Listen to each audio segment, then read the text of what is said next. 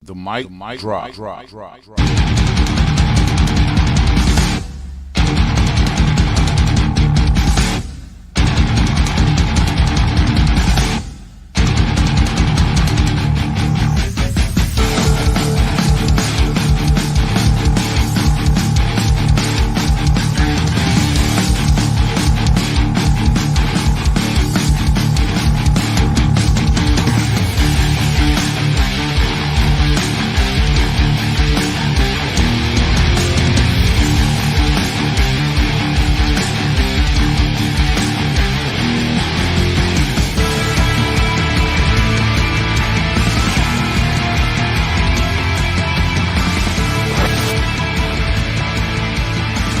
That man is a product of a poor environment. There's absolutely nothing wrong with him. I can prove it. Of course, there's something wrong with him. He's a Negro.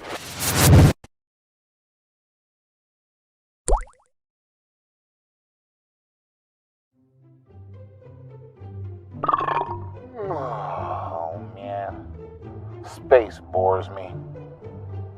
Gotta be something on YouTube. What do we got here? What's this?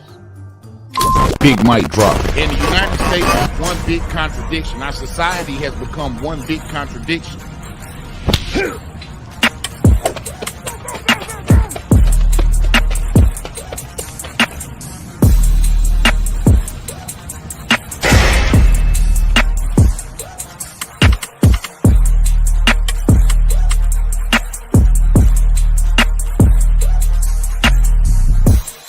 The mic drop.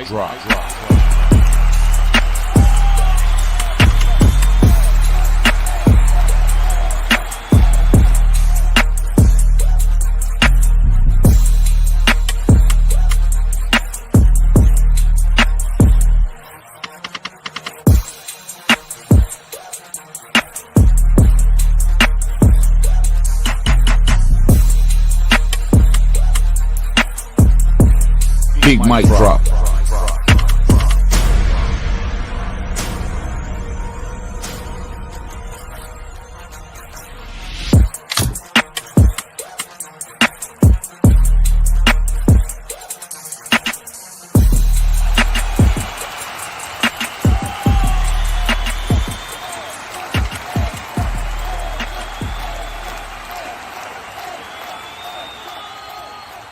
The mic drop. Yo, ladies and gentlemen, welcome to another episode of the Big Mic Drop. We got a special guest in the house today. Big Yo, what's happening with you, homie? What's going on, man? Man, y'all give Big Yo a hand, man. Glad to have you in here, man. We also got Third Moon Chop in the building, man, joining us as well. What's happening, man? Yo, unmute your mic, bro. Unmute your mic. Oh, okay. There you go. There you go. Shit, man, what y'all boys got going on, man? We chilling, man. We've been waiting for it. Yeah, man. Yeah, man. I'm Ready glad to y'all. get it in all day. Man, I'm glad y'all joined us tonight, man. A lot of people are waiting for this, man. A lot of people are waiting to hear your story, bro. So, you know, I've been putting it out there, man. And my partner called me from Louisville today. So this is going out all across, you know, different parts of the country, brother. So welcome to the Big Mic Drop. 100. You know what I'm It's saying? an honor. It's an honor. Yes, sir, man. So I got to start out by just saying, man, to everybody in the crowd, man, rest in peace, Young Dolph, man. You know what I'm saying? Recipe. How they did my man was dirty. Dirty. I think they did him dirty. You know, and it's another brother gone, man. You know, it'll be another story tomorrow. Getting to the point to where it just seems like this is an everyday occurrence. So with that being said, Big Yo, tell us a little bit about why you're here. The name of this show is Kingpin Status. And I want people to hear your story, man. You and I chopped it up a lot, but I think your story would be valuable to a lot of young brothers out here, man. So tell us, go on and introduce yourself. Yeah, my name Mario Mitchell, you know, a.k.a. Big Yo. It's funny you asked about the title of the show was, you know, Kingpin Status.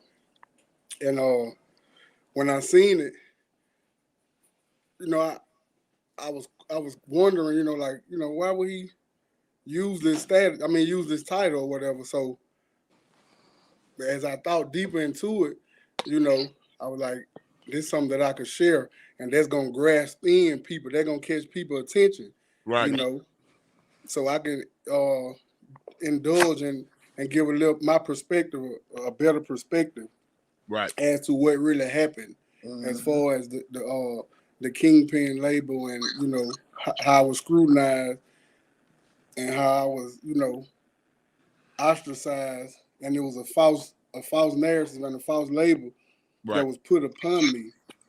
You Right. know, I had no kingpin money. I wasn't a kingpin. It Right. was just the fact of I was making money now. I was getting money, but it was nowhere kingpin status. I wasn't. That was all a narrative that came from the violence that was centered around my neighborhood. You know, murders that was happening, drug dealing, of course, and you know also the media, the local PD, and the news. Right. So that's how I get that label put on me. Right. So you know that's basically how that happened. Well, let's start from the beginning. Let's start from the beginning. Where are you from? I'm from Pritchard, Alabama, actually. PA in the Uh, building, man. That's where my folks from too. My granddaddy and them from Pritchard, man. I'm Yeah. from Pritchard. Yeah. You know, grew up in Pritchard, Trinity Garden area, and Okay. we moved, you know, down the bay to the Maysville area, the RV community Okay. in the '90s, the mid '90s. Okay. Okay. How old were you? Well, let's talk. Let's go back. You said we. Your family set up. How was your family set up? Were you raised in the house with both of your parents? Yeah, in the beginning, I'll say to about I was like 10 years old. I had both of my parents. My mother was a nurse, and my daddy was a cement finisher. Okay. So I was raised up with both of my parents all the way up until around the age of 10 years old. I Okay. had both of my parents there. Okay. How was that? You know, how was that those first 10 years? Because those are some formative years. You know, what are some things that your dad taught you that kind of stuck with you that may have helped you through life so up to this point? You know, my dad was a very hard worker. You know, those 10 years, you know, that was, you know, you very impressionable as a child. And Right. the impression that my dad made on me, it taught me a lot. He was a hard worker, you know, he didn't cut corners. Um, he instilled in me a good work ethic, you know, just like my mom, but you know, it's different when your dad is coming from your dad. Right. So I gravitated towards my dad, and he instilled a lot of things in me for those 10 years. So Right. that was some of the best 10 years of my, you know, my young life that I experienced with both of my parents in Right. house. Right. What happened? Did they divorce or did a parent pass away? Actually, my dad drug problem. My dad had a drug problem. You know, as you know, same old story as it is with a lot of the black community. My dad, you know, he had a drug problem. He was smoking crack, and that led to the demise of him being able to perform his fatherly duties as he was performing, and Right. that also led to the demise of the relationship between Right. him and my mom. Right. Right. So So that's how what old were happened. The drugs you? So at what point in time did you get involved in the drugs? in the drug game. Yeah. It wouldn't like, seeing that, at what point in time did you be like, hey, I'm gonna do this? Did you do it because you had to, or was it something else that influenced you to do it? I can't say that it was the fact that I had to, because like I say, my mom was a nurse and she bust her ass and made sure we had, you know Right. it. So you know, I wouldn't say like I was starving or it was meals being missed on the table. I'd be Right. lying if I said that. So I would say around 14, 15 years old, Okay. I started dibbling and dabbling.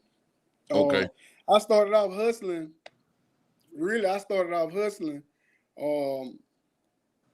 to support my weed habit. You know, I Yeah. like to smoke weed. Okay. Then. Yeah. You know what I'm saying? Yeah. I know what you're saying. Yeah. Yeah, I started off hustling really to put, because like I had a job. Like I said, my dad instilled value in Right. me.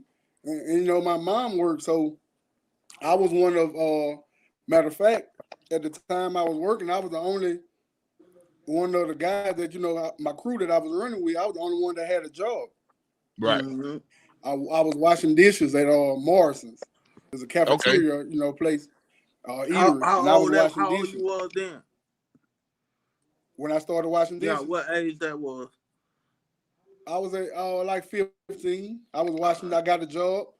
I had Yeah. the job at Morrison's Yeah. cafeteria washing dishes. I had got a work permit.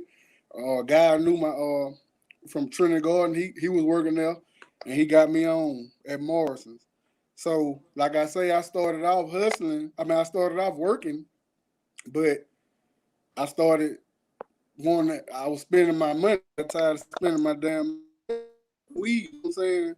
Right. So I'm Hold spending on all one. this money on weed. Shit, I might be what Oh, I want to smoke for free. You know how it goes. hold on one I sec. We having an buy internet this issue. Hold on. and smoke for free. There you go. Stay at the There you rent. go. There you go. There you Yeah. go. Yeah, we had a little internet issue. I'm sorry. So you were saying that basically Okay, yeah. you were using that, you were spending your money getting high on weed, you know, getting weed for yourself personally, and then you were selling it so you could smoke for free. Is that what? Yeah, clothes, you Yeah. know. Yeah. I was buying clothes and stuff. But then, you know, I had my weed habit too. So Right. between the weed habit, me buying clothes, I got the idea, well, you know, and then, you know, I was smoking for free. Then it went from me smoking for free to shit. I can make money off of this. Right. So it went from Right. there. That's when I first started selling drugs, selling marijuana. That's what it was. That's how it happened. Right. Right. So you in the game, you about, you know, you in your teenage years, you just getting into the game. Was there a certain point to where you made a decision, like a fork in the road? You know, there's the proverbial fork in the road every time. You know, you come to a crossroads. Is there a point in time, a specific instance that made you be like, look, man, I'm gonna go ahead and do this?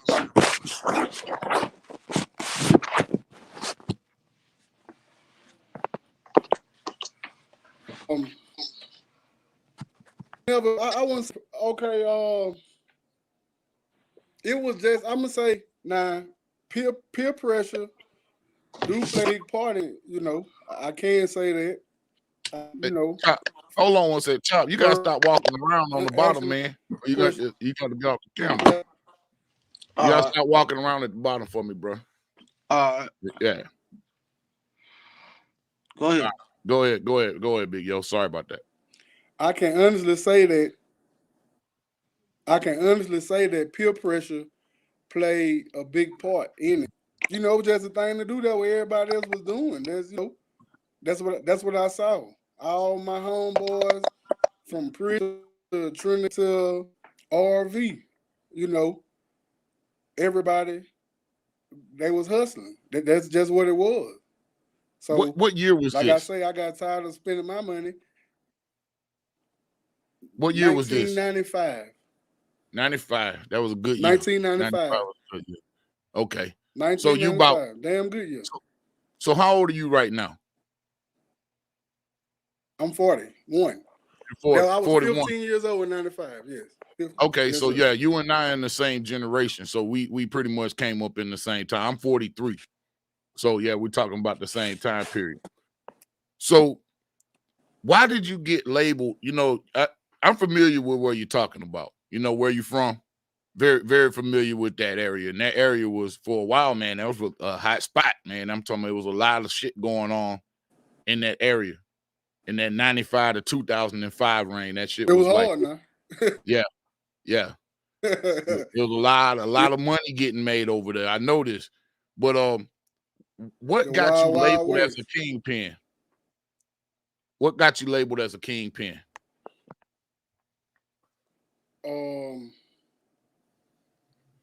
what got me labeled as a kingpin? I would say snitches, confidential informants. And then you have to look at the time that I failed. It was several murders happening around the projects. And we had a black mayor, Sam Jones. He was trying to, prove a point and make a name for himself. Like he tough on crime and he hard on crime, and he wanted to make it like this is what he was out for. So, like I said, I had wiretaps and people, the wiretaps and things that they was receiving was, they were saying that I had out of town connections and, I was doing. So I, hold on one sec. Hey, Big Yo, hold on one sec, because I want everybody to hear this. Chop. Hey, your internet working, but his is going in and out. So I'm just gonna fall back. Yeah, fall back so everybody can hear what he's saying. Thanks, man. All right, appreciate you. All right, man. All right, you there, man? You there, Big Yo? Yeah, I'm here. All right, man. Yeah, I just want to make sure everybody hears you clearly. You know what I'm saying? I'm here. Go ahead. All right, cool. Yeah, continue where you were. I'm sorry. So it was a combination of things, like I said, the black mayor, it was election time, was a lot of murders going on, was a lot of gun violence, so I guess, that's what played the part. Wiretaps and informants, motherfuckers say anything to get their sentence reduced or a reduction or whatever. So it was just a combination of that. And I didn't cooperate. Not once did I ever talk to the people or none. Right. Hey, hold on one sec. I got some clips, man, I'm going to pull up of some of the stories, man. So what comes to mind when this picture comes up? Oh, man. What you did? Yeah, there we go. You there? Okay, we're back. All right, you there? Yeah, You I'm back here. on. Yeah. So we were basically talking about how you got labeled a kingpin. And just to sum it up for the crowd, a network of snitches, basically a lot of lying, sounds like a lot of deal cutting, that was going on, and your name just was in the middle of it. So you said my it was name murders. Exactly. Right. This right here, what is this picture of? This is the old Mobile sheriff at the time. Was that Sam Cochran? Yeah, Sam Cochran, yep. That's him. What does he have here in front of us? What was this put out in the media for like this? That was to further to push the agenda of the violence. They put everything on me. So to say everything that was going on, the murders and the drugs and everything in that area. See, what they didn't say was that I was licensed to carry. I didn't have any felonies. I had weapons. I had a license to carry. Those guns, every one of those guns you see was purchased through me legally, was registered through me legally. Wow. See, they didn't say that in the article. They didn't say that those all was my guns that were purchased legally. Right. So they basically, and I want y'all young brothers out here that's listening to really listen to this man's story. This man, a lot of us start out like this. You know what I'm saying? A lot of us start out like, hey, man, hey, I'm out here smoking, so I might as well, sell my friend a nick, sell my friend a dime. You know what I mean? And before you know it, you're in the game. You can't stay stagnant in that shit. So then you get sucked in real quick. And you come from a good, hard-working family. The average black family, it sounds like, because hey, we all have issues with drugs and everything else in our families, in our immediate families, in a lot of situations. So that's a narrative we're very used to, coming through especially after the crack epidemic, especially if you were alive during the crack epidemic when it started and you saw the transformation. The media started portraying this thing as if y'all were like wanted, but when I was reading these stories, there was 2 indicted on drug charges, and what was the I just don't get it. It doesn't add up. Like I say, to say you're a drug kingpin, I'm looking to see, okay, they moved, this amount of kilos. They had this amount of millions of dollars. This much money was seized. These assets were seized. I just don't see that evidence there.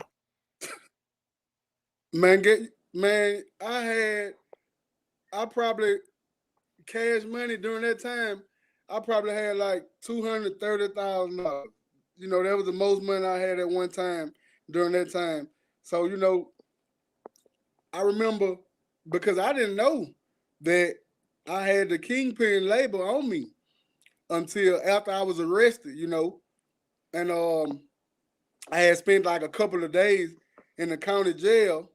Well, when I first got arrested, I found out that I wouldn't, that the feds had picked my case up, and right.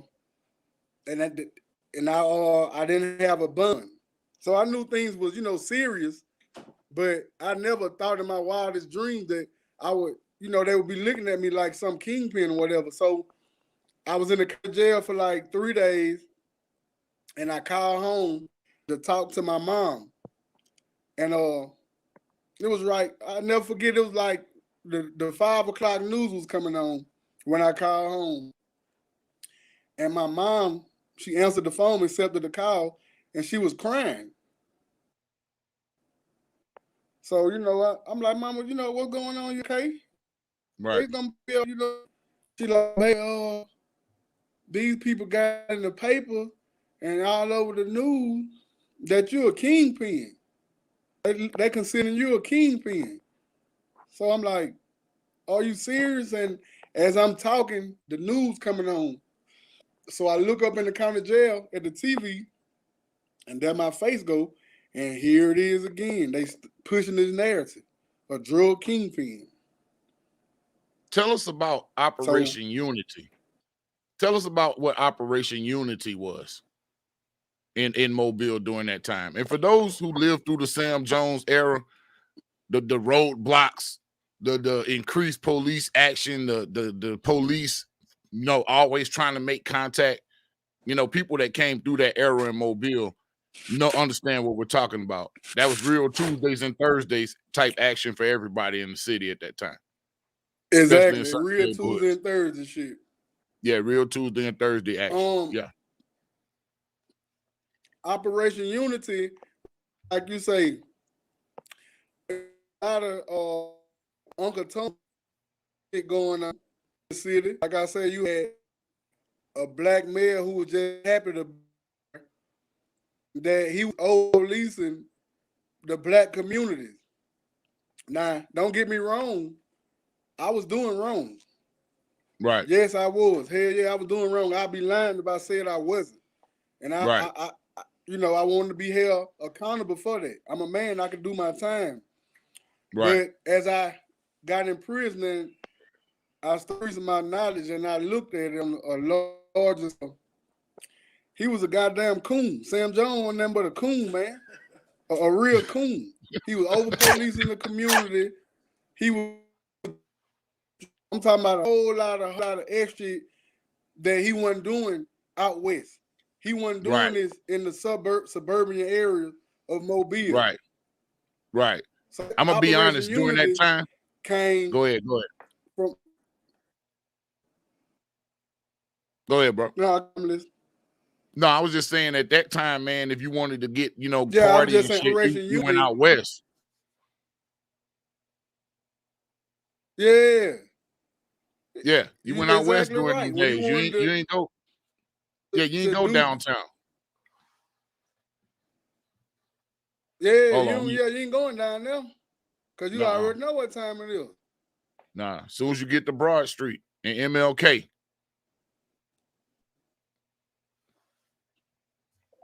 Yeah, They're having a few Mount internet State on issues. Broad Street. Right. But then go ahead and continue with Operation Unity. I think we got a delay.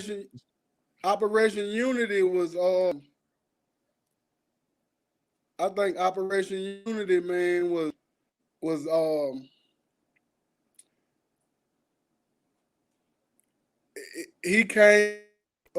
they came with a sting operation, and it was a lot of illegal shit taking place. They were doing a lot of illegal things and violating a lot of laws and civil rights.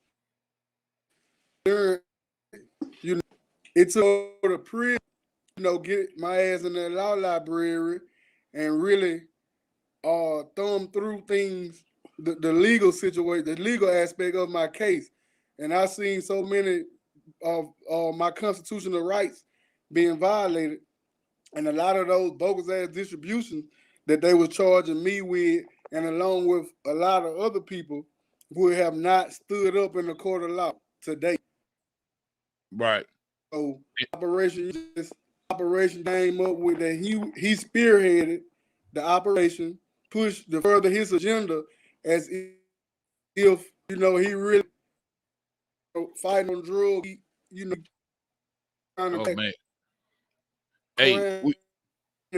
our way down there. We having a real bad internet issue, man. Big Yo. Hello. Hey, check this out. I'm gonna open the phone lines, yo. Hey, I'm gonna open the phone lines because I want to have this clear conversation with you. But the internet's messing up. So, ladies and gentlemen, hold on one sec. Let's get this technical difficulty squared away. Hold on 1 second, all right? Okay, it might be him. Yeah, I think it's y'all got two phones on that Wi-Fi. Welcome to Blog Talk Hold on Radio. 1 sec. Pin. When finished, press the pound key.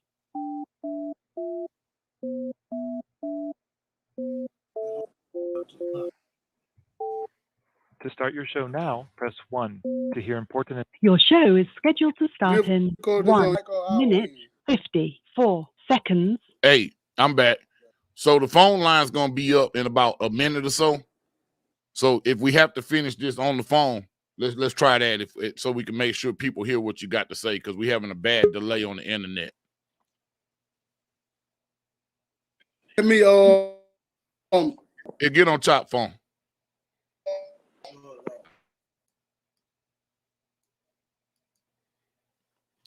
Sorry about that. Just a little technical difficulty. It's all good. We back, man. What's up, man?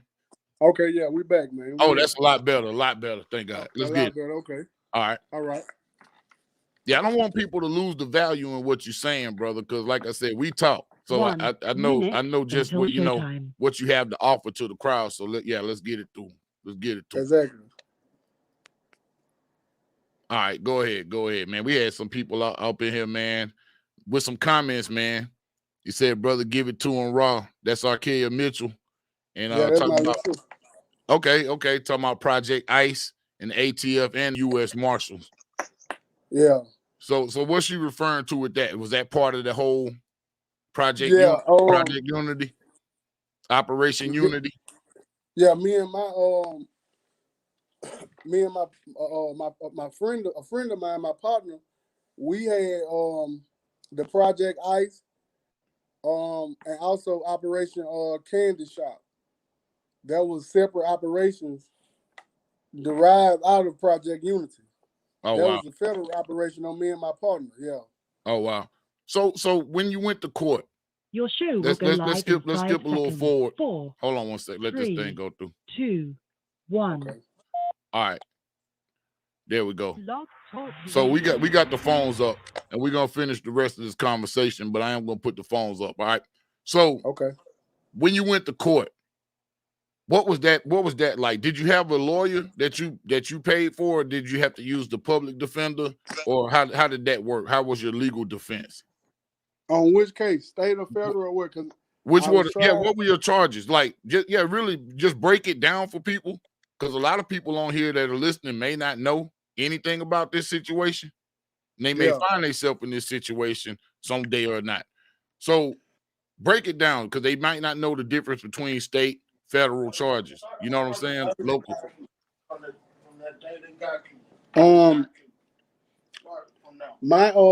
My charges initially,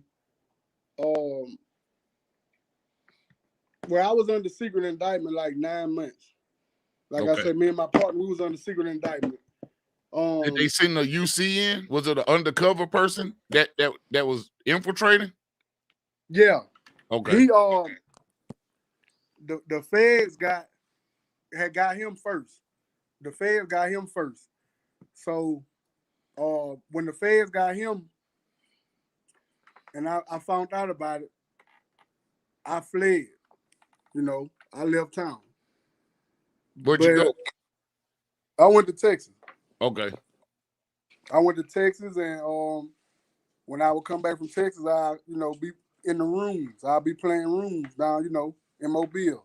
Right. So I thought things was, I laid low. I thought things was cool, and I was even going to go see him. I was visiting him, at the Metro, and he hadn't heard anything. My name hadn't came up or anything because he hadn't got emotional discovery yet, and then no paperwork. So what was this timeline? How long was this? How months? A year? How long? Let me. I'm gonna say about 5 to 6 months. Okay. I had like 6 months where I was out after he had got the feds got him. Okay. So I was on the street like 6 more months. Right. I start from the day they got you. They got you where you were. How they get you? Yeah, how'd they get you? Did they catch you with something? Or how did that go down? I had to take them from that day down. Okay, that was December 16th, 2005. Yeah. I had been out drinking all night. Yeah. All night. So I wake up at like 1:30 the next day.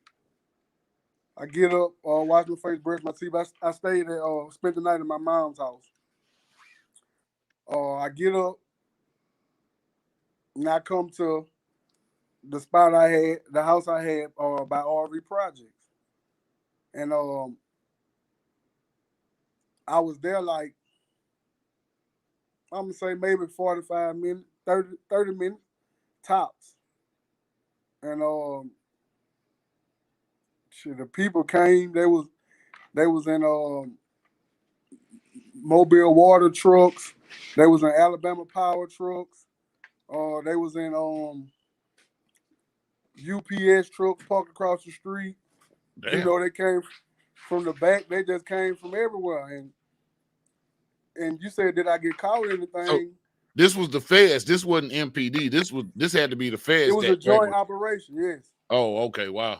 It was a joint operation. The feds, ATF, DEA, and MPD, local drug task force. Oh, wow. So when they came, I didn't have anything. So I take that back. I had a pint of syrup. It was broke down in 4 little baby food jars. Okay. And it was in my freezer. That's 4 folds. Right. They were so green to the fact back then, they overlooked it. They didn't know what the hell it was. I guess they thought it was baby food. You know what I'm saying? Yeah. I had 4 folds of syrup. Oh, wow. And in the freezer. But I didn't have no drugs. There wasn't no pounds of weed. There wasn't no kilos of cocaine. They didn't seize anything. Somebody, it was 2 guys that was there, that was present when I got arrested. Somebody threw probably like a dime, probably about $30 worth of crack on the front porch. But that ain't nothing. They threw that on the front porch. Right. Or whatever when the folks came up. But as far as me having some drugs, no, I had no drugs. I was caught with no drugs. When they went to my mama's house, they found no drugs. They only found money. When they went to my sister's house, they only found money. They found no drugs, period. There was no big abundance of drugs. The only drugs I was... Go ahead. Go ahead. The only drugs that I was charged with was the distribution. When the confidential informers, the FBI informers, when they sent them in, that's the only drugs that I was charged with during those distributions. That's it. Now this FBI informant, let's talk about them for a moment. Was this somebody that was familiar, or was this somebody that was a one of those new faces that kind of materialized in your process of getting it and moving through the streets? How did that go down? Who was this person? You don't have to say their name, but I'm just saying, I know the bitch ass nigga. I've been knew him. Now, if you want to say his name, you're more than welcome. I'm just letting you know. You know what, man? I ain't gonna say his name. Everybody know pretty much who he is. Everybody know who he is, but I know him. Okay. It was several. It wasn't just one. 3 or 4. It was several. I say it was like four federal informers that I actually, that actually came in and made buys from me. But are they still around now? Are they still lurking the streets now? Even though you don't want to say who they are they still in the streets? Let these young brothers out here know that these people are still out here that have done these type of things. Man, yes, they still out here. Like they done went on with their life like nothing ever happened. You know what? When you said let these brothers know, like it be informers amongst crews all the time. Right. And motherfuckers look at it like, well, hey, he ain't never told on me, or he never did me no wrong, so he okay. Then motherfuckers look at it like, well, damn, okay, sometimes the police ass niggas, the majority of the time, these police ass niggas be the one with the bag. They be the one who can issue out this right here. They can issue out that right there. They put you in a position to eat. So motherfuckers overlook it and they bypass that and they don't care about it. Then too, not just on the money level. You got a lot of motherfuckers out here that's actually shooters. And they the police too. A lot of motherfuckers done did dirt, done bodied a lot of niggas. But guess what? They done told. So you telling me that somebody out here who's an actual shooter, an actual danger to society in a lot of situations, because a lot of times these people can be unstable people. Every shooter ain't stable. You know what I'm saying? Yeah, exactly. They could actually cut a deal to stay on the streets. I mean, I guess if you look at the Alpo situation, Alpo was pretty much he killed 14 people. And you know what I'm saying? And he cut a deal to get back out on the street. So this is really what's going on. They'll kill you and snitch on you. God damn. Hell yeah, you can't beat no nigga like that. How the fuck you gonna beat a nigga like that? You can't beat a nigga like that. Absolutely not. I put the police on you. I shoot the shit out you. If all else fails, then I'm a win. I'm in a win-win situation. I can't lose. So yeah, you got a lot of motherfuckers that's active in the drug game, in the that's shooters, and they are the police. Damn. I hope y'all young niggas taking notes on this right now. Hey, so your sister wants to call in. Sis, 515-605-9708. You want to take a call or two? We're going to still keep on going with the interview. Yeah, we can take some calls. Yeah, I ain't okay. Come on. All right, sis, go on, call in. Let's get you in here. So while we wait for her to call in, you're in court. Do these people actually confront you? Are these people on the stand pointing at you? No. Hell no. I was smarter than that. Okay. I knew goddamn well better than to actually go to trial. You didn't go to trial? Go to trial. Hell no. I ain't go to trial. If I would have went to trial, I wouldn't be here doing this interview today. I'd still be locked up. So you play it out to it? Yeah. I ain't had no choice but to plead that. If I go to trial, man, them folks give me 40 or 50 years. I'll still be locked up right now. Oh shit! You had to do what you had to do. Then you went on and took responsibility for it. Yeah. I took the plea deal, man. And, you know, like I say, I never met with my lawyer and the feds. You know, when people be saying a lot of times, like, "Hey, man, the feds they showed me your picture and they were asking me questions about such and such." And when a nigga tell you some shit like that, 9 times out of 10, he the police. You never have to meet with agents, period. You never have to talk with agents at all. I never spoke to a federal agent or a narcotic agent damn time. So when niggas be telling stories about, oh yeah, man, I seen they came to me with pictures of such and such, and they were talking about they know what such and such doing, and they had pictures of them all in Miami. When niggas go to talking shit like that, they were talking to the folks. You never have to talk to the people. You have to agree with your counsel to talk to the feds, or the narcotic agent. I never talked to their ass, not one time. I never agreed to it or nothing. Okay. So you just went on and played out, and they sentenced you with what? I was sentenced to actually this shit tricky. It's fucked up. Okay. Let me tell you this right here. Okay. The same. Okay. I was charged in state for trafficking 3 ounces of cocaine. Dude came in, he had a fucking button camera on. And I sold him 3 ounces of cocaine. So that was my trafficking charge with the state. Okay. I had a 223. I had a 223 on the door. And I had a Mini 14 on my shoulder when I served him the cocaine.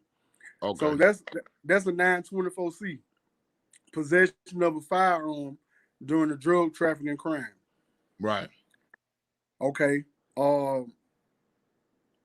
That same 3 ounces of coke that the state got me charged with trafficking, the feds came and picked them same 3 ounces of coke up and charged me with the 924C. So I'm charged in state court with trafficking cocaine for them 3 ounces of coke. And in federal court, I'm charged with distribution of cocaine. Same 3 ounces, same incident, everything. Wow. Is that legal? Can that happen? They said it can't, but it can. I'm charged in both courts, state and fed, 2 times for the same drug. Same 3 ounces of cocaine. I'm charged in the state with. I'm charged in the fed. We need to run a goddamn. We want to get some. They need to. The only way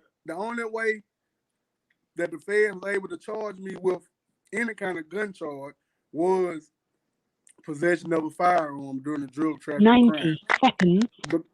Because you know my guns was legal. Like I say, all my guns was purchased through gun dealers, and they ran through the Fed. My name came back clear. Everything, every gun that I own. Thank you for using Blog Talk Radio. Right. I don't know what happened, man. Hold on one sec, bro. Let me do this. I got to put this phone back up, man. I don't know what happened. Yeah, let me get this going back right. Cause I know folks want to call in, so let's get it. What time is it? 8:43? Yeah.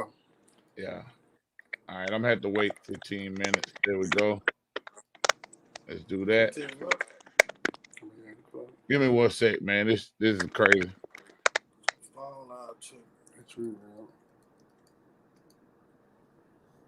Hold on 1 sec. Let me do this. Hey man, we got a lot of people in here tonight listening to it. So yeah, I want to definitely dig in. Let's see, create episode 9 o'clock. Create episode. Let's go. All right. Yeah, go ahead. I'm ready. All right, we good to go. I'm gonna call back in about 10 minutes, and we'll get them phone lines up and popping. All right. Okay. All right. Cool.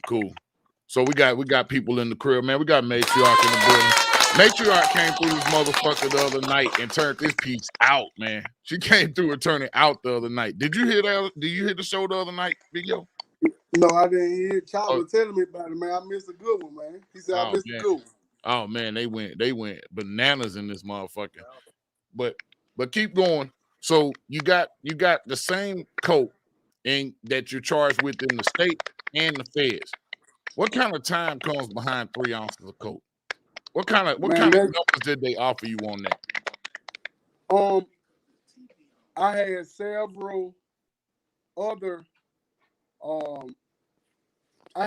other distributions, you know, like that wasn't my only charge. That was just, you know, the biggest charge I would say.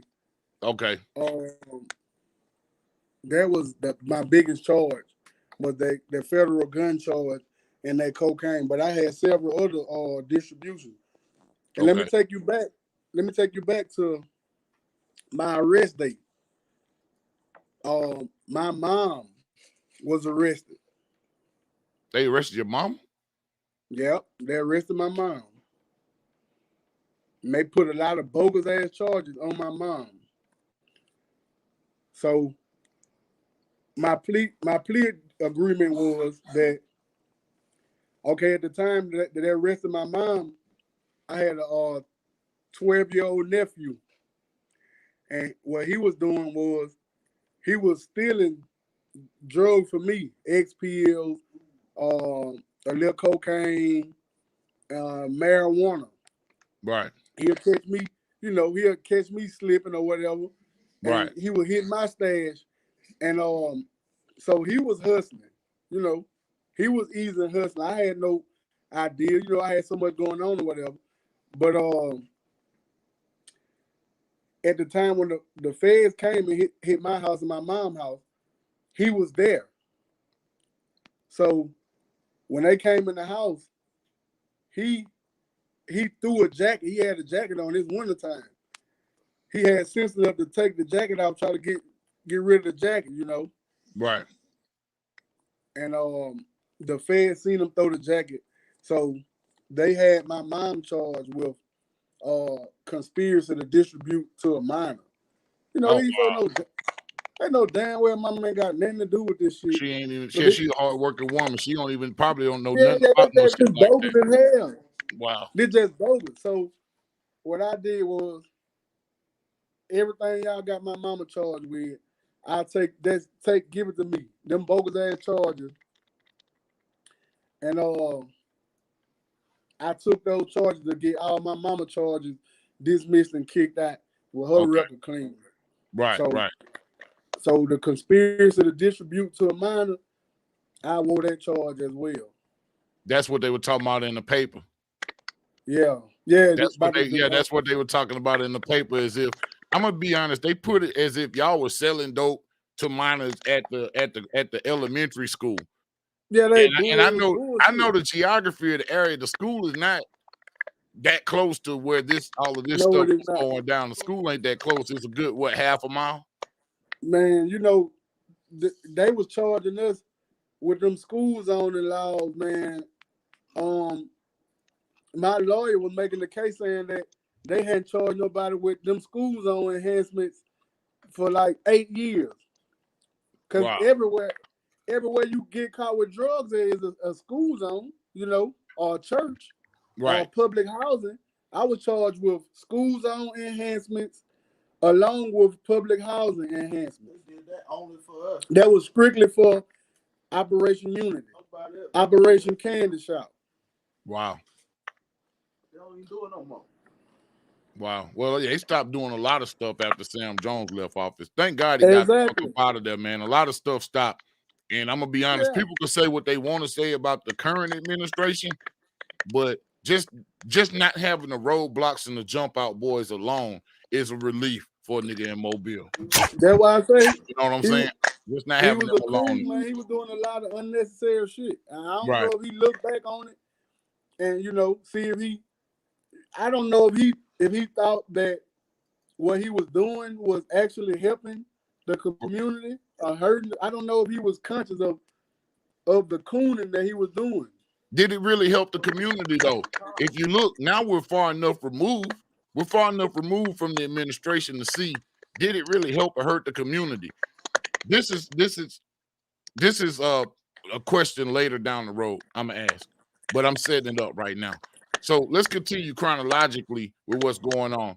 They're negotiating time. Apparently, you've decided to take the plea. Your lawyers did negotiating, trying to get you the least amount of time. What was the sentence? What did the judge bang the gavel on you? Okay. When I was during the course of me being in the Metro, the county jail, I stayed down there almost 10 months. So like 9.5 months, I was down there. I'll say probably the 5th month I was down there, I knew I was gonna cop out regardless anyway. I wasn't finna go to trial. I'm looking at it like, hey man, I got work history. I done worked on the offshore oil rig. I done worked at several shipyard. Yeah, so I'm looking at it like, well, damn, I fucked up, but hey, I got work history. I ain't no fucked up. I don't have a fucked up record. I'm a grunt. Like I said, I had a pistol permit, a license to carry. So yeah, I can't be just this monster. How y'all trying to paint me? Right. So, the Operation Unity, those pictures and the give me that false ass Kingpin label, that was the narrative to stick with the charges that Sam Jones had trumped up. That was all that was shaping for me to go to trial. And then the folks give me a life sentence of 40, 50 years. Right. So my actual sentence was 19 years in the state with and it was like 90 months fed time. 90 months fed time, and then 19 years in the state. So okay, go ahead. How was that? How was that issued out? How was that divvied up? How did you serve out both sentences? That sounds crazy to me. How did you serve out both sentences? I was under the impression that the feds, whatever the feds had, Trump override the state. Override the state. But I guess let not. me tell you about that. Like I said, the feds picked my charges up. So they come book me and take me to the federal courthouse and things. I probably was incarcerated like 5-6 days before they came. Processed me in or whatever. I went before a magistrate, a federal magistrate, and learned that they had picked up my charges or whatever. So, like I say, within my 5th month, I already knew that I was gonna cop out.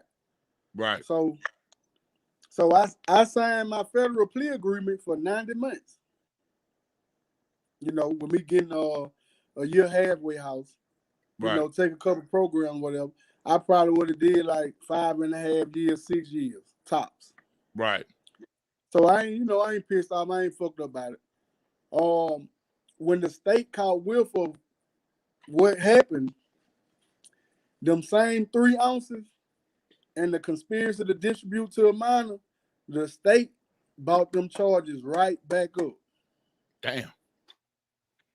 They bought them same funk ass 3 ounces of cocaine and the conspiracy to distribute to a minor. They bought them same charges right back up. Along with the school zone enhancement, that's how it came out to be 19 years. So this unprecedented. It can happen, but they don't normally do it. When the feds take your charge from the state dismiss. They drop everything. But because Sam Jones has spent all his money on this bogus ass operation, and the news and the newspapers are painting this fake narrative, Kingpin narrative, the people looking at it like, he looking at it like, how the hell he getting just 6 years? He'll be home in 6 years. So the state go back in and bring them same charges up. Oh wow! And that's how it happened, man. And I ended up. So I'm finna go to trial now. When my lawyer come, I'm like, fuck that. I'm finna go to trial. Fuck, I'm not finna cop out to that shit. Right. So he say, the only good thing about it is, we'll run everything together and you will do one sentence. Okay. So I told him, I said, man, let me think about that. And I gotta discuss it with my mom, my family. Right. Because I'm finna go to trial. I'm like, fuck that. I'm going to trial. So I talked to my mom, my sister, you know, we talked about it. My sister wanted me to go to trial. My little sister, she like, fuck that. Even though I was going, my plea agreement was like, you know what I'm saying, I do one sentence.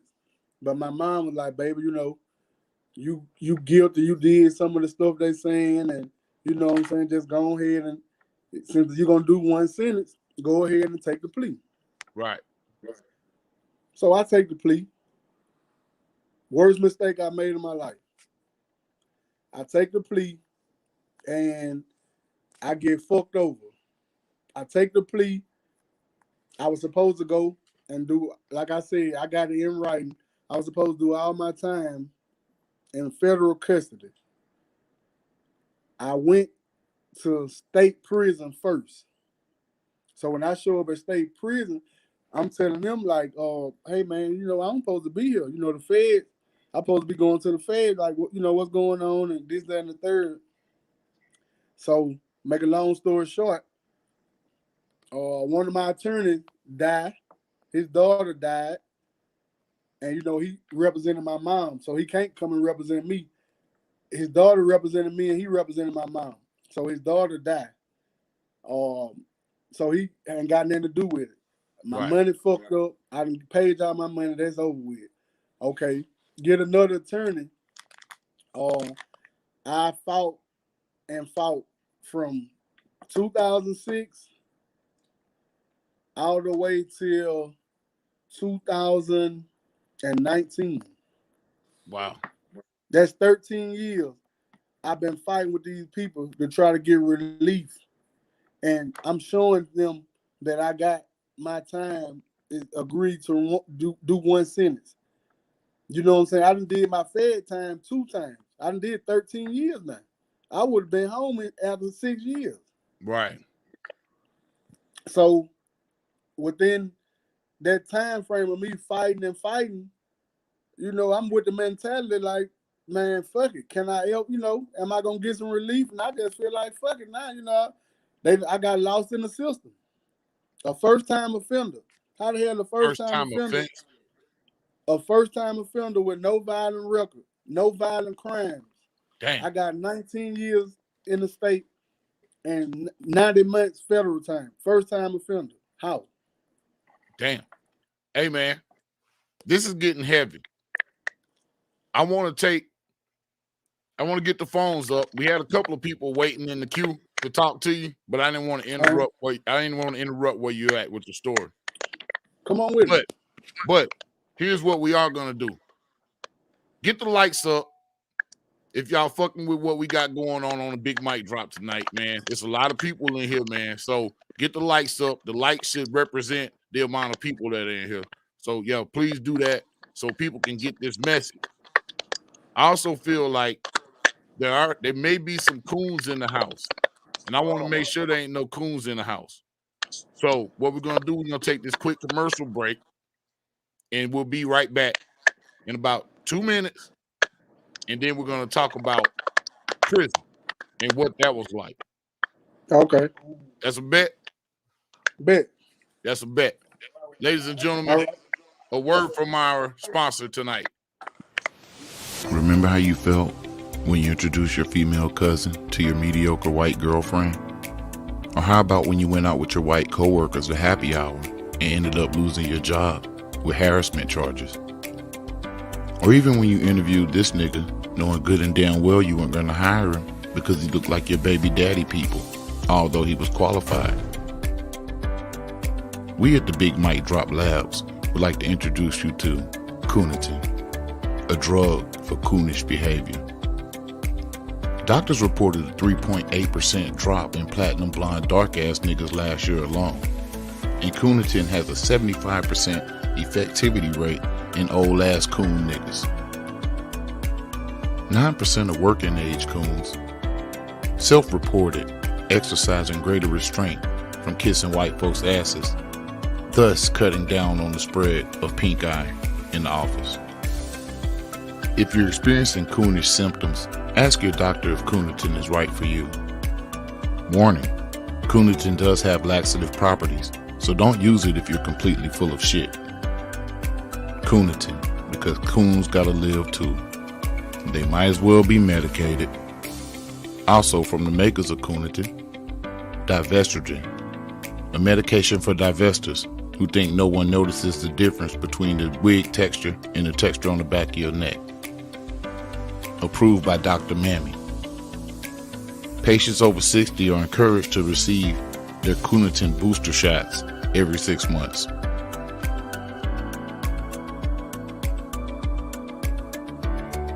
Don't be miserable.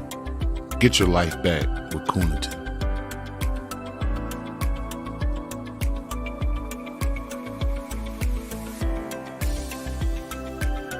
Possible side effects include, but are not limited to, headaches, nausea, constipation, diarrhea, blackouts, confusion, muscle spasms, increased ball size, in the case of women, actually believing you have balls, hallucination, paranoia, increased police presence. In extreme cases, you could become a real nigga. The mic drop. Yo, what up, man? Mac drop back. Yo, Big Yo, you back with us? Yeah, I'm back, Yo, man. Here we go. Yeah. All right, man. A little bit refreshed, man. I think we cleaned out the coons in the building, man. The haters and the coons. Lights looking real good right now, so I appreciate y'all. Shout out for y'all doing that. Let's continue with the story, man. Okay. So, 19 years. You 13 years into these 19 years. You're still fighting these people. You've almost given up hope. Now, let's go back a little bit. Okay. Let's go back a little bit. Let's go back to that first day you stepped through them doors. Prison? Yeah. Let's go back to that. What was that feeling like, man? First time offender. Never been in a system like that before. Like I said, come from a good family. You know, what that feel like? And before you do that, hold on. Before you do that, think about that question for one moment. But let me go ahead and get the phone lines up, okay?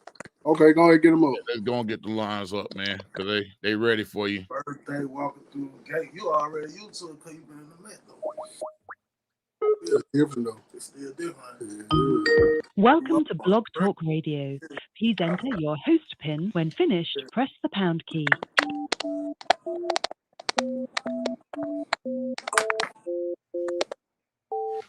To start your show now, press...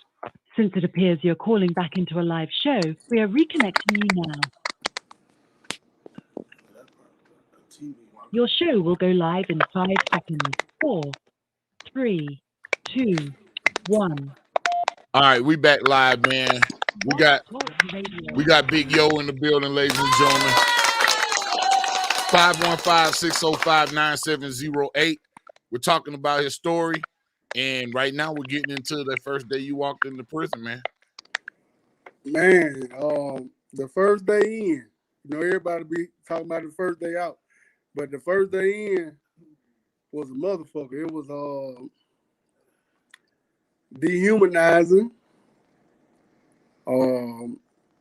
Dehumanizing how?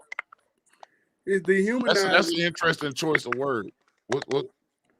It's dehumanizing because you know, in the county jail and prison is different. Right. You know, in the county jail, you know, you still in your hometown, familiar faces. You separated by case of the individual, you know, the kind of individual that you know with the same similar crimes to you. Right. Your first day in prison, you getting butt naked. They asking you to squat and cough. They want you to open your ass cheeks up. Excuse me, cussing like that. No, it's all good. Get graphic. I mean, they up your ass with a flashlight. They down your throat with a flashlight. I had 360 waves. I had got a haircut the night before. I caught the chain. They get you and shave your hair off, fuck your haircut up. All this by design, you know, the breaking spirit. Right. Let you know. This letting you know, like, yeah, bitch, we ain't playing with you. Like, it's over. We in control. Yeah. Yeah, you in total control. And they instill an AIS number in you. And back then, when I went to prison, they was killing motherfuckers at Kilby Corrections in Montgomery. That's the processing center for the state of Alabama. Yeah. They was beating motherfuckers to death, and wasn't nothing being said or did about it. Hey, got a question for you about that. It's interesting you brought that up, man. My uncle had did 12 years, had a 12-year stretch in Alabama. Okay. And he was telling me, I believe it was Kilby. Yeah. Tell me a story about, if you know about a person they call Michael Jordan at Kilby. Do you know about Michael Jordan? Yeah, I know about Michael Jordan, man. Yeah. They say somebody had pushed him over the balcony, man. A nigga tongue was hanging out. Yeah, West Jefferson. Michael Jordan. And West Jefferson, yeah, that's a maximum security prison where that happened at. It happened long before I was went to prison. Michael Jordan was a guy who sued the state of Alabama, the prison system, Department of Corrections. He sued the state of Alabama.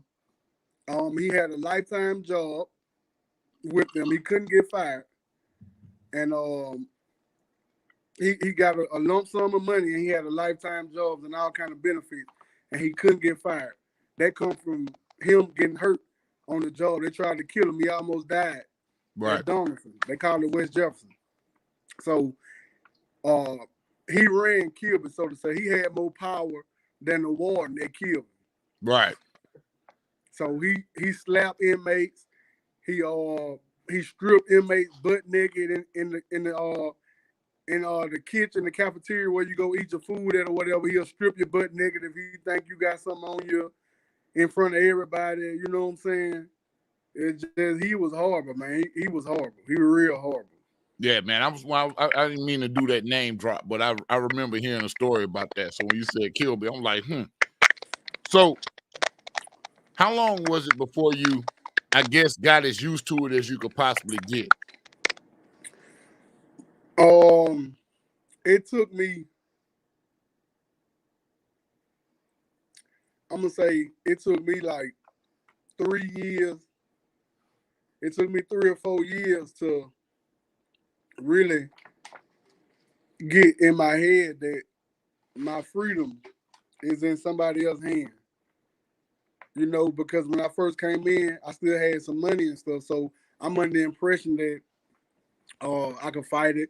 The lawyers gonna help me out. Or, I'm thinking that that the people ain't nowhere in the hell they can fuck over me like this. I got the paperwork showing all my time concurrent. I still had faith in the system then. Right. And I still thought money could help me out then, So after them 3-4 years go by, me fighting and trying to, get myself back in court to get my time and stuff straightened out, man. That's when it just set in, like, man, shit. You here. Did you ever become institutionalized? I became institutionalized. Everybody that's incarcerated become institutionalized. Yeah, different points. Yeah, at different points on the timeline. Everybody that's incarcerated become institutionalized. Right. You can be institutionalized out here in the so-called free world. Absolutely. If you are confined to a certain area, a certain spot for so long, that's institutionalization right there. So just because you're incarcerated doesn't mean that's the only place you can be institutionalized. And so yeah, we institutionalized somewhere out here. They call it the matrix, the world or whatever. We institutionalized out here as well. A pattern, a habit, what you doing every day, getting used to things every day, And so that's just institutionalized. That's another whole nother show within itself. But right. Yeah, I became institutionalized. I knew I was institutionalized when I became numb to feelings and emotion. once I noticed that, once that numbness set in to me of feelings and emotion, man, I knew right then that there was a form of institutionalization that was taking place within me. So I say, like my 4th year, yeah, I became numb to the fact. Right. Did something trigger that? I mean, besides the process of just being in there, what was the wildest shit you saw? Did you see something that triggered that? What was the wildest experience you had in there as far as, witnessing something or seeing, how people interact and get down in a prison situation? Because there's all type of shit going on. I mean, I seen all kind of shit. I mean, I seen niggas who I know got 2-3 bodies or a body. Niggas who was, so to say, hardcore on the street, gangster niggas. When I see these niggas, they participating in homosexual activity, they gay as hell in there. He done killed 2-3 niggas, but here it is, he got a white boy. This his boyfriend. I know this nigga here hardcore, shoot the shit out of nigga. You know what I'm saying? I know this for a fact. He no nonsense. He don't take no shit on the street. But you done got brainwashed, and you done gave up, and you gay now. You got a old man or whatever you want to call it. He been in there too long. And now I ain't gonna say too long because niggas wasn't even doing long sentences and going in there and getting it like that. Man, niggas coming in off the street gate. Motherfuckers already coming in. It's just the times was changing. And I seen when Barack Obama got elected, and he implemented a lot of laws for homosexuals. I have nothing against homosexuals or whatever. Right. But when he implemented a lot of laws, man,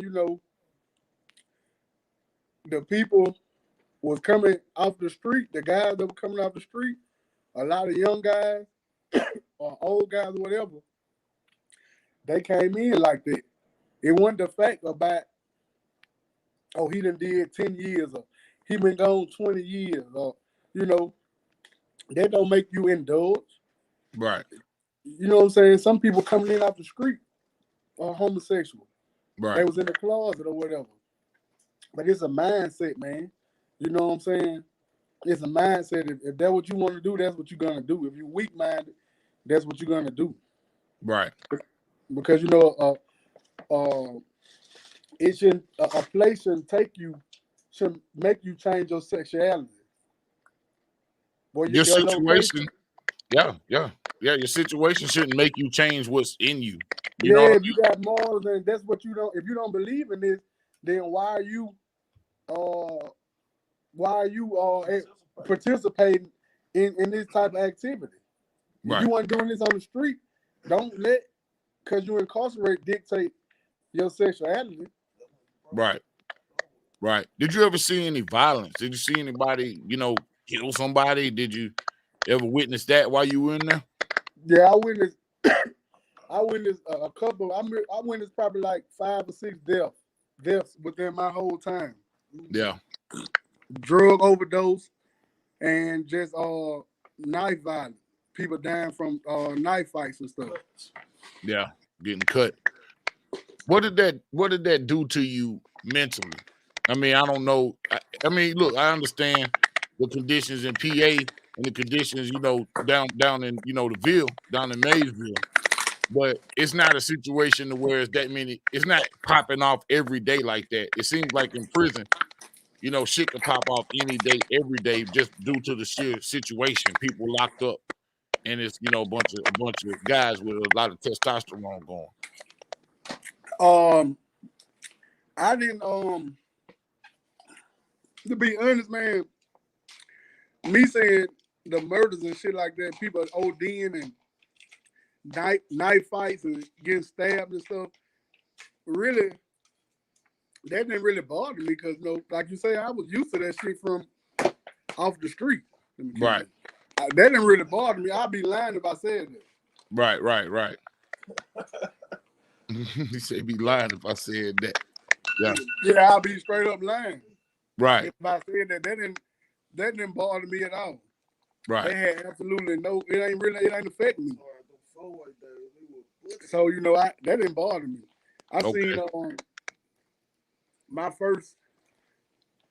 the first death I seen was a white guy OD'd on heroin, 2012. I seen a white guy OD on heroin in 2012, man. He shot that shit in his arm and stretched out. It was doing a basketball game.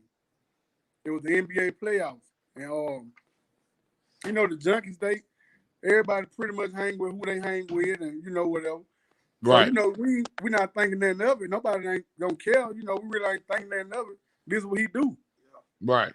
But later on, as the wee hours of the morning, he still stretched out. Neither there laying on the floor.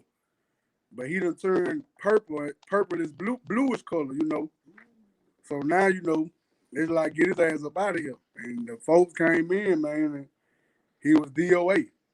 Damn. Hey, man, we got a phone call on the line. So, man, we're going to go on and take a call, man, see if they got questions for you, okay? Okay, come on with it.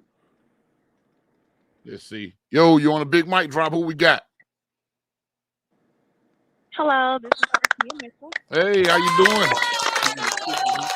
Arkia Mitchell, what's happening? Welcome to the show. What's on your mind? I think I'm very, very proud of my brother. I'm very proud of the Big Mike drop. Thank you. I've shared y'all show a million times today. Thank you. Because I know it needs to be heard. Like that happened when I was just graduating from high school in 2005. I had no knowledge of the judicial system, and really neither did he. But that forced me to learn so much and to be now a mother of two sons that I'm advocating for my boys on a daily just to make sure that they're not railroaded the way that they did my brother. Right. Did that inspire you to do something as far as, what did that inspire you to do besides, as far as job? Are you in the legal field or what do you do now for a living? As a result of that? Well, I am an insurance adjuster. Okay. I own an 18-wheeler. Okay. I have a bachelor's in human resource management, a bachelor's in healthcare administration, and in 2 years I will be a physician's assistant. Oh, nice. Shout out to that, man. Shout out to that. Yeah. So and the reason I asked that, not trying to get too personal, things impact us different ways. A lot of times we can see our elders make mistakes and then we go a whole different direction. So it seems like that's what you did, and still you were able to soak up the knowledge in the game from your brother's experience.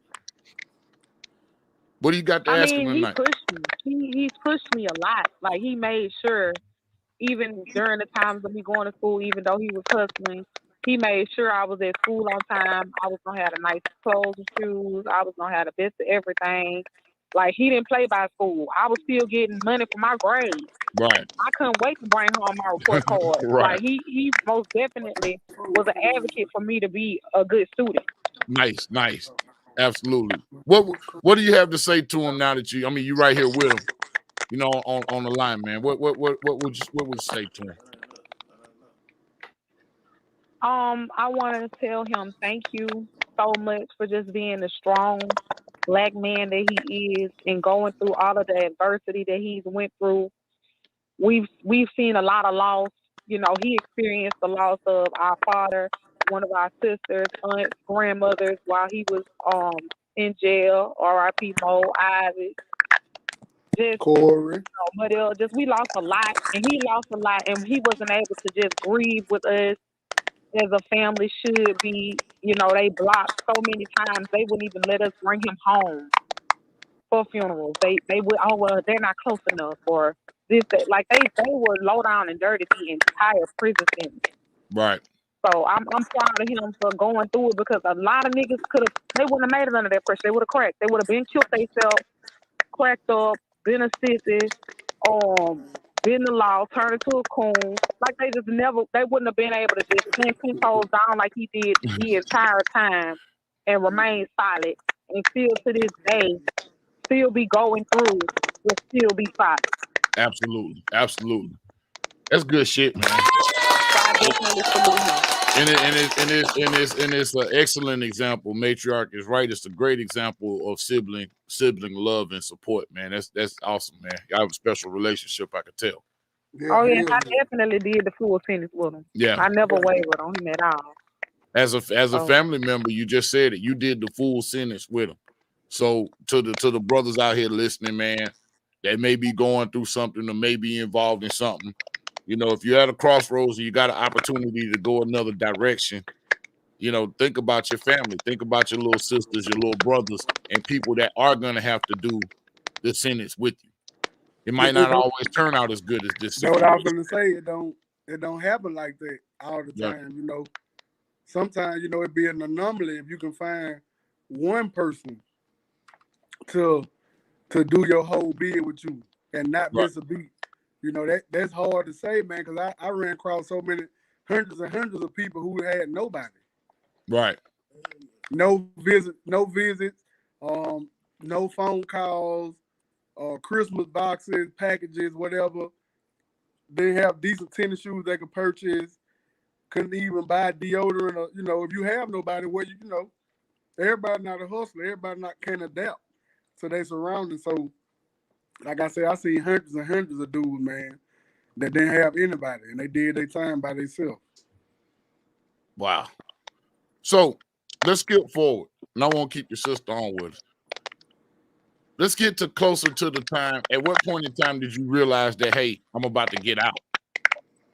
At what point in time in that stretch did you realize you were fighting up to 13 years? Did you give up at any time and just say, I'm just going to do the rest of this time and just kind of be at peace with the situation? Sometimes I got frustrated. Mm-hmm. Hell, it was a lot of nights that I cried. I cried my pillow at night under cover. I'll call home and I'll be fed up and frustrated. And, I call my sister, I call my mom, and I had a cell phone. I had a cell phone like 11 years out of my 16. So I'm telling that. But I would call home and I would, let them know how frustrated I was. And they always kept me grounded and level-headed. No matter where I was at. People don't be having people in their corner, to come see them and visit them and, send you mail. And it means a lot when you can get a book in the mail or, you know what I'm saying, a card or, a letter with just, hey, man, keep magazines, all that. Right. Yeah, so all that play a part, but I never gave up to the point where I'm like, I'm finna stop fighting. Hell no, I know I couldn't. And what did you do with your time? What did you? I mean, you looking at a stretch in front of you. What did you do with the time? Because it seems like to me, from talking to you, you built yourself up considerably, especially on the intellectual side. So I want to give thanks to the Nation of Islam, man. I joined and became a Muslim. Shout out to the Nation of Islam. I gravitated toward the Nation of Islam, and I joined in 2007, man. Okay. And I can say honestly, once I gravitated and I joined and became a Muslim, that kept me grounded. I learned a lot of life lessons and knowledge, as well as knowledge of self. And I was able to apply that throughout my whole prison sentence. I'm glad you brought up Islam. I gotta ask you this. I gotta run this by you. And I'm sure you heard this, and I'm gonna pop it up on the screen. Malcolm X's killers get exonerated. Did you hear about that? Yeah, what are your thoughts on that? What are your thoughts on that? I mean, I don't, it was a documentary that just came out last year about who killed Malcolm X. and then all of a sudden that, you know, these killers get exonerated. And I just want to know your thoughts on that as an Islam brother. Well, you know, those guys was the most honorable Minister Louis Farrakhan been preaching from day one that those guys was innocent. They had nothing to do with Malcolm's murder. Okay. So, you know, those guys, they finna sue their ass. Those guys, they didn't do it. Now, I think one of them died. Well, I know both of the ones who they got, they didn't do anything. They just was members of the Nation of Islam that was snatched at the mosque at the time of the shooting. Right. Those guys had absolutely nothing to do with Malcolm's murder. It was federal agents, CIA agents, that killed Malcolm. Okay. That was planted into the Nation of Islam. Like you said, we had some coons in the room. Absolutely. That's what happened. They infiltrated and was acting as Nation of Islam members. And those guys who actually murdered Malcolm was never charged. They walked away scot-free, even though you look how long it took for these brothers to get their freedom or be exonerated. It happened because they didn't do it. Right, but this is after the people that did it died. Yeah, after the people who actually did it, they might be dead on the street. I mean, they might be dead or they might be free. You know, I don't know. But I know that was agents. I think on that show that the dude, somebody admitted to it on their deathbed. And I'm not going to sit up and act like I was really into it. You know what I'm saying? But I do remember hearing about it because it came out last year during the midst of the pandemic. So I want to skip ahead because you did 15 out of the 19 years, right? Yeah, I did 15 out of the 19. Okay, so you went down in 2006. That put you out 2005. 2005. That put you out 2020. Yeah. I came home August 18th, 2020. Okay. Stepping out. Now we want to talk about the first day out. How was that? Like, what was that feeling like? I know your sister probably came to pick you up. My first day out, man, I just was so damn happy to be out, happy to be free, you know, have so-called freedom, man.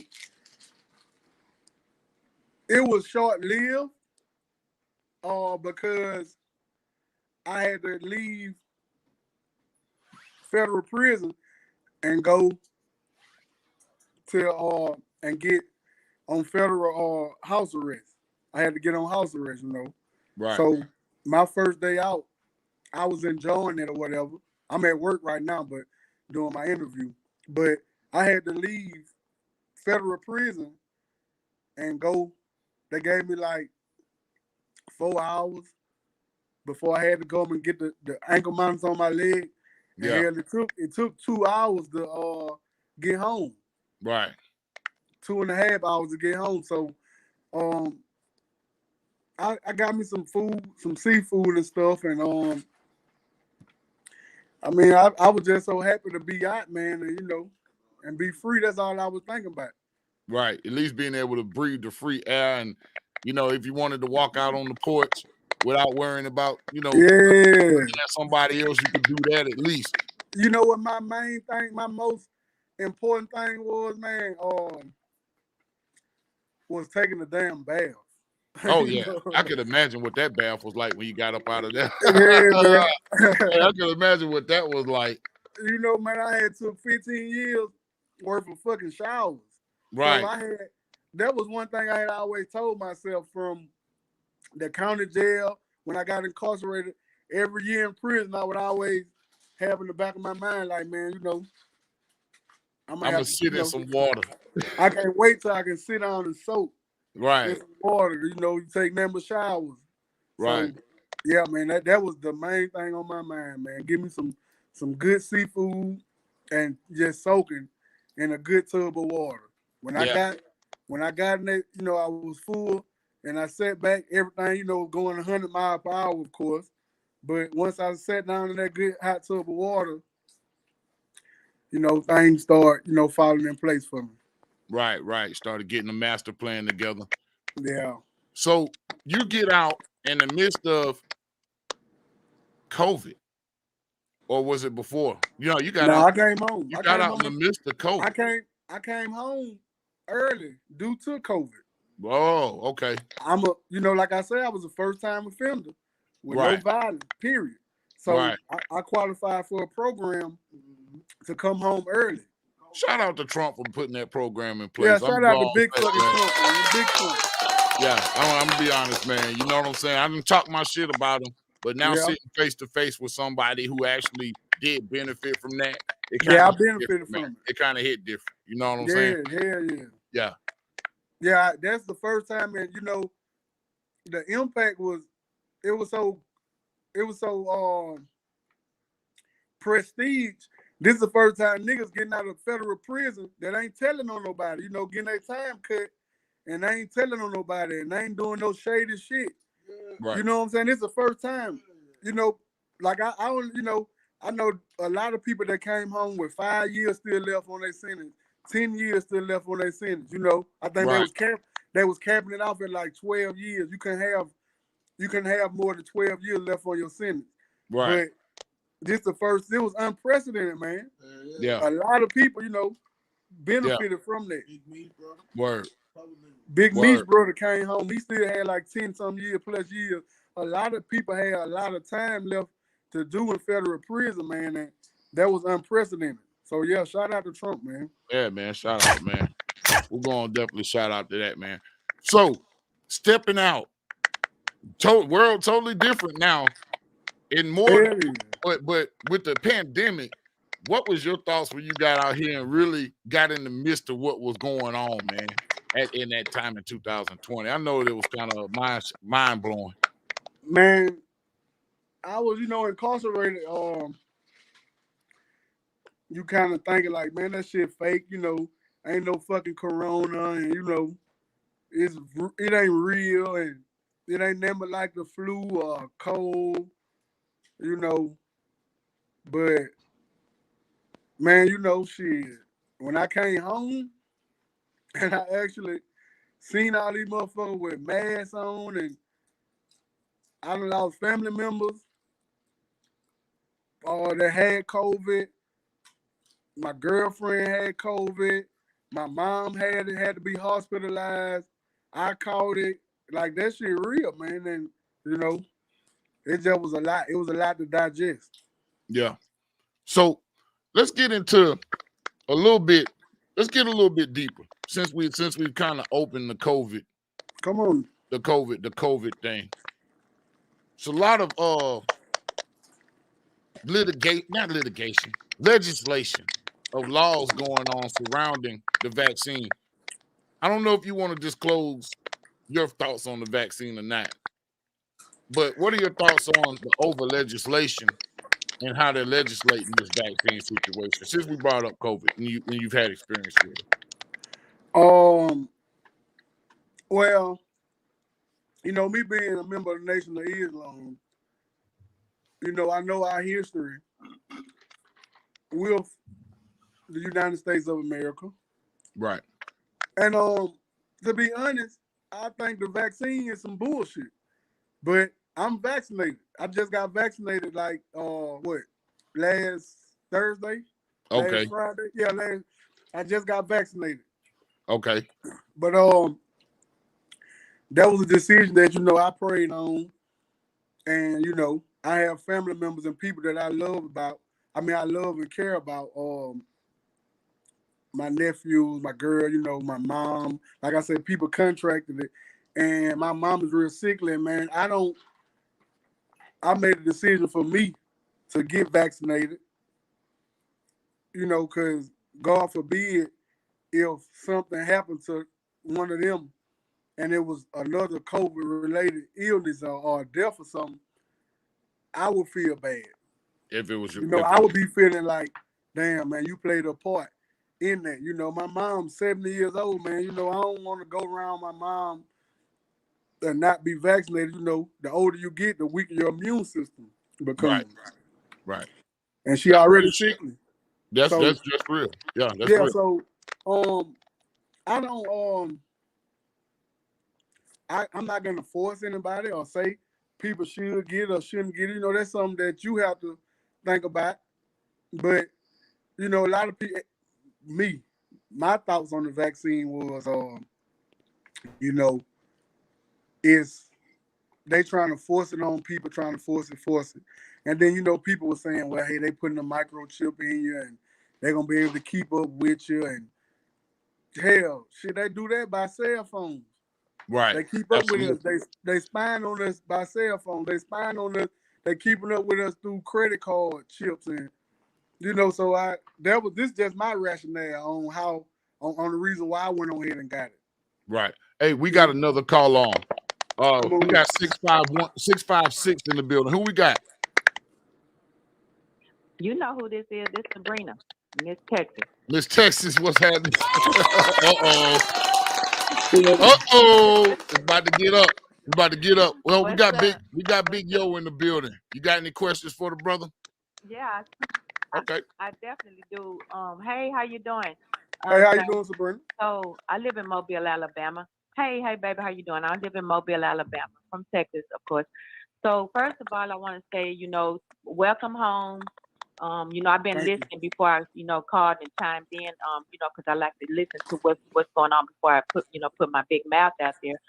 So my question to you, brother, would be, you know, because I am an armed officer here in this city of Mobile, Alabama. I'm not the bad guy officer. I do more private security than anything. You know, people do events or what have you.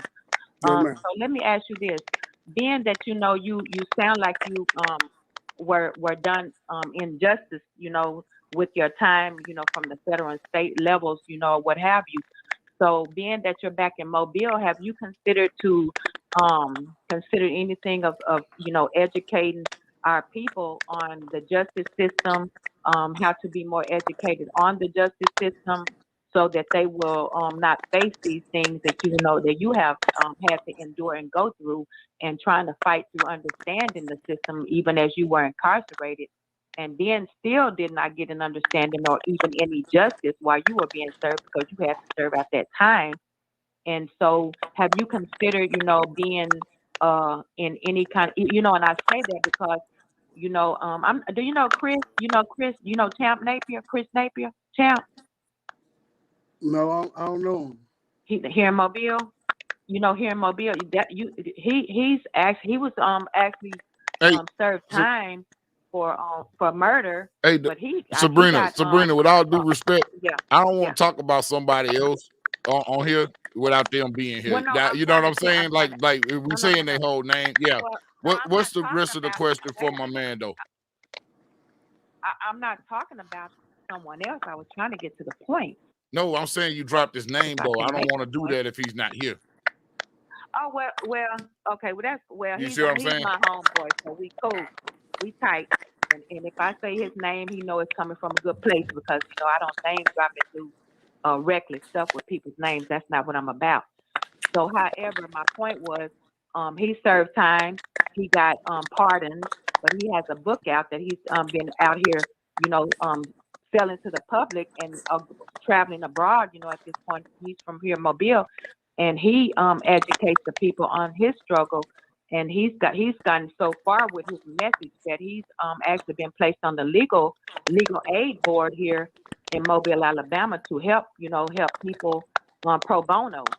And he's not even an attorney. So my question to you, sir, was: have you considered getting involved here in the city of Mobile to help our people to understand the law, or even mentor some of the young people that may be heading down a path that they can avoid? That's actually my question and point. Yes, man, that's a great question, and yes, I have a nonprofit organization. I'm gonna be a public speaker, do more public speaking. Like I said, I'm on house arrest, so I only can work and come home. I'll be off house arrest in February of 21. But yes, I have a nonprofit organization. The name of it is called Freedom is the New Money, and I'm gonna be guest speaking, public speaking. I have talked to a couple of youth since I've been home, a couple of church basketball teams.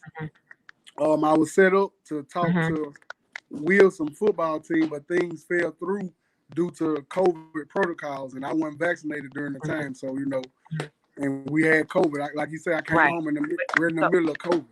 But as soon as I okay. come off house arrest, I'll be ready. I'm Mm. ready. I'm up and running. Okay. Can you Big Mike, can you put the name and how we can donate to his nonprofit and put it out there Yeah, I how put it in we the can comment connect section. and Yeah, post it in the comment section. Go okay, ahead. You tell it to me. I'll go ahead okay, and in the type it comment, in. I'll type it in. Freedom is the new money, okay, and that's my YouTube money, page as okay, well. got you. Is that Freedom. is that any hashtags or that's just straight up freedom with is the new money? Yes, ma'am. Just straight up. Freedom is the new money. That's my YouTube page, and I got a Facebook page too. You can follow me on Okay, Facebook. Freedom is the new money. okay, got you. Okay. And before I hang up, you know what I'm saying, I gotta tell Mike, you know what I'm saying, a little situation. Last week we all good. Okay then. Okay then. I'm glad, man, because y'all went in, man. I'm glad though. I appreciate you for Hey, calling too. it Thank you. is what it is, that's what our people do. Sometimes we do this and that, but we move on and keep connecting. Well, I'm glad you made it back to the show, so we appreciate you. Thank you. Yeah, and I thank you for keeping us informed and bringing on the great guests as well. And much luck to you and up to you, Big Yo. So thank you for being you and keeping it real, and I'm praying for you as well. Awesome. Thank We you. I need all the appreciate it. prayers I can get. Thank you, Miss Sabrina. Awesome, man. We got Sabrina in the building. All right, you too now. Man, that was All right. a good call, man. A little inspiration, man. A little inspiration. Freedom is Exactly. the new money, man. Let's talk about it. Let's Yeah, talk man. about it. It's an idea, man, that my brother Chris Calhoun, he was incarcerated when we was in federal prison together, and he got a big project, man. He actually got a rally, a non-violent rally, stop the violence rally, December the 4th. Okay. And he have the name of his organization is Incarcerated Angels. Okay. He, I've heard of that before. I've heard of that. Yeah. He give back, man, and he do a lot of stuff to help out the community as well. He he further along with his charity and his being as far as being an activist, and he can move around a little bit more. He got out a couple months before me, but he already was established. He was giving back, and he formed up the nonprofit and his organization, Incarcerated. So that's where Right. the name come from. But the name Freedom is the New Money. Me and him was talking one day, man, and just discussing things, and I actually got the name from him. So that's just my project, and I can really push it and further it once I'm off house arrest, where I can be Well, I able to think move. I'll do what I could do to help you from my platform as well, man, because I like the way that sounds, and I like the name of it because a lot of us don't understand. A lot of these youngsters don't understand that there's a lot. I'm gonna be honest, and if people can't remember one thing I said, remember this: the most valuable things that you'll ever have in life cost you no money. Exactly.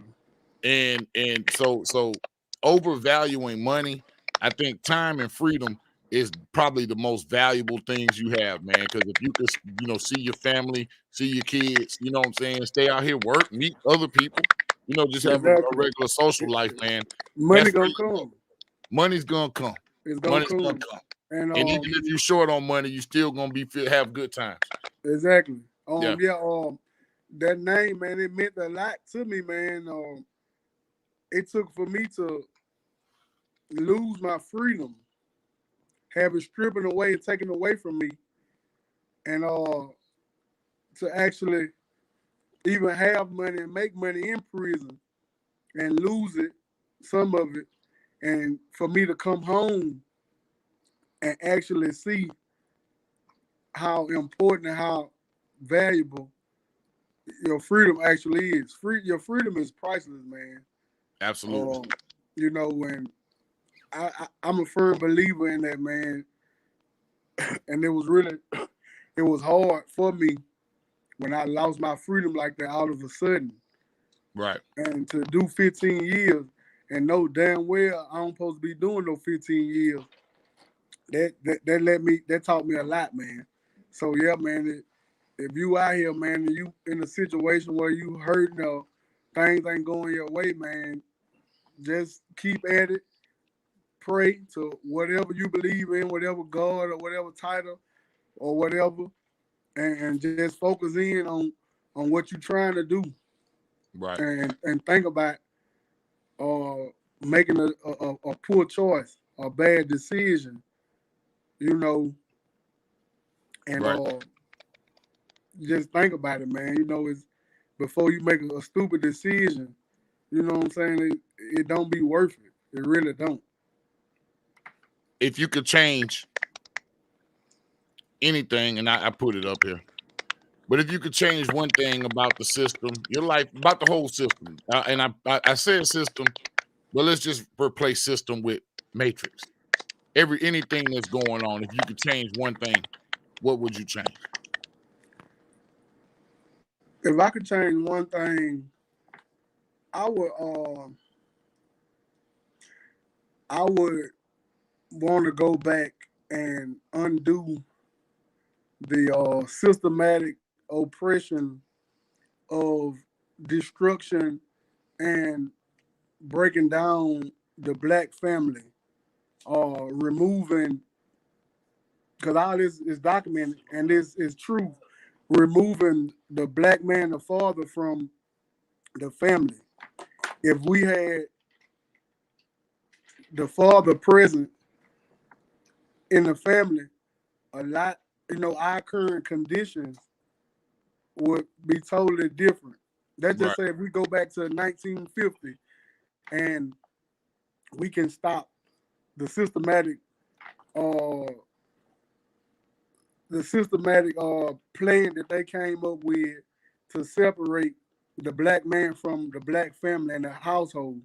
If we can go back to 1950 up until 2021, man, things will be totally different and it'll be a lot better for us as a whole, as our people. So if I could change that just, because when you have that presence of the black father and the family, it's instilling them values and them principles into the male and the female, then a lot of poor choices and decisions won't be made. Right. So everything starts from the house. Your parents are your first teachers. So that's why I said I would have the black male placed back into the black family, into the black home, and a lot of the problems will be eliminated. That's on point.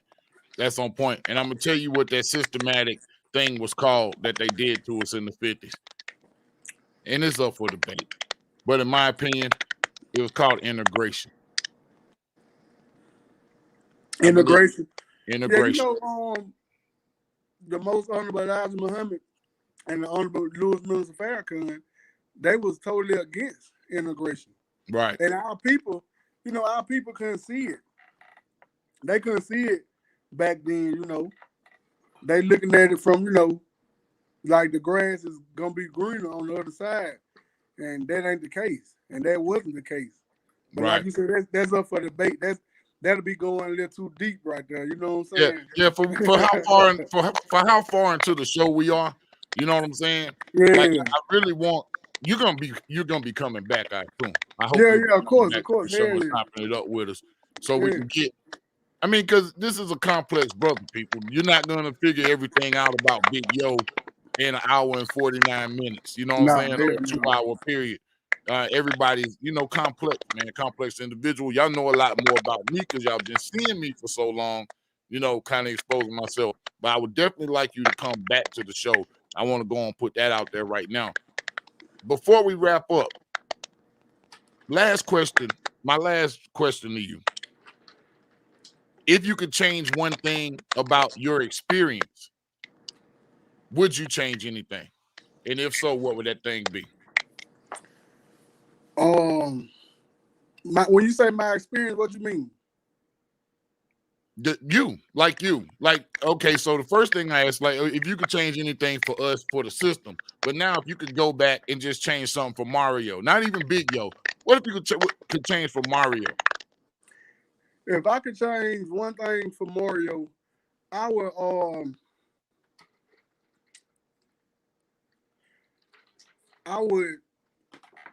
I would change the fact of not to get so consumed and have the value that I had on money.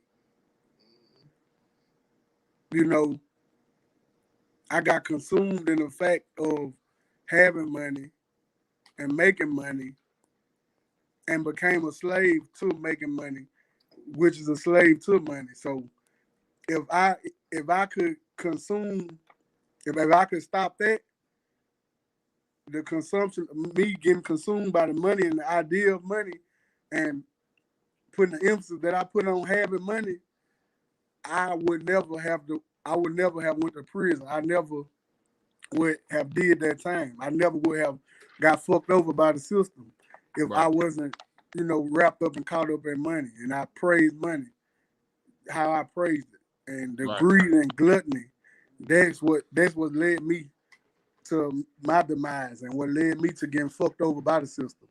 So that's what I would change. Okay. In closing, what game would you give to a young brother out here or a young sister? This is not just about brothers. This is, everybody's, can learn from a man's life. What advice would you leave the young generation? If this was your last interview, what advice would you like to leave with the young generation? Basically what I just said,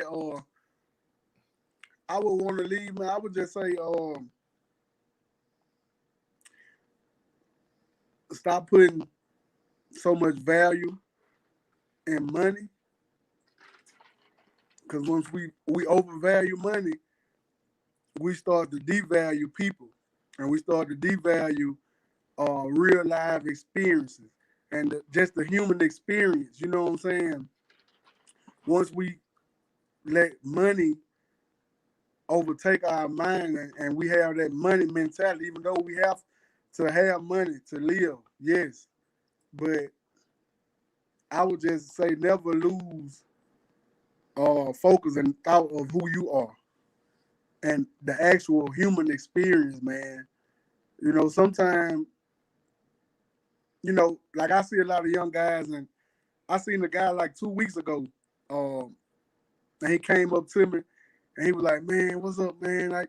I used to want to be you, man. I was mad, man." He was a young guy when I left the street. He's around my nephew. And he said, "Man, you had all the cars, the girls, the clothes, the money. I used to want to be you, man. We used to be pointing at your car, bingo and stuff, stuff like that." Right. And I ain't know who he was. So he, I've been going, people facial features stuff changed. Right. So, but when he told me that made me just dive deep into my mental thoughts or whatever. But yeah, man, don't put too much value on money, man. Just, if I had to just tell people, like, the human experience is a motherfucker. Just being able to interact with a person, and you know what I'm saying, struggling. The struggle is ordained. Right. We would never be able to appreciate the sunshine if it wasn't for the rain. We have to go through the rain in order to appreciate the sunshine. So Absolutely. It's in the Bible, it's in the Quran. Struggle is ordained. So Absolutely. Just go through your struggle, man, and be thankful for your struggle, and just know that it's gonna be sunshine once you endure your struggle. And that's it. Absolutely. Ladies and gentlemen, get the lights up for Big Yo, man. Mario Mitchell. Hey, man, I appreciate you for joining the Big Mic Drop, man. No doubt. And I hope to have you back on soon, brother. Just let me know I'm here, man. Salute to you. No doubt. Peace. Ladies and gentlemen, man, Big Yo, Mario Mitchell in the building. Dope ass interview. Dope ass interview, dope ass individual, and I hope to have him back. I thank y'all for joining us this evening. This the Mob Universe, man. Rest in peace to young Dolph. That was fucked up how y'all did, my man. But you know, we're gonna be all right. We're gonna make it through. And we gotta stop the violence, man. We gotta stop this disrespectful shit we got going on in the streets. And we got the real brothers here, real men here. This is where we coming to meet. Any brothers that's like-minded, that you like what we're saying, subscribe to the channel. Because it's only more coming. I know too many real ones. Know too many real ones out here. So I appreciate y'all for joining the Big Mic Drop tonight. We will catch y'all next Tuesday. Thanksgiving's coming up, but I still might catch y'all next Thursday. Nah, probably not. But it's okay. I'll see you next Tuesday before the holiday. We out of here.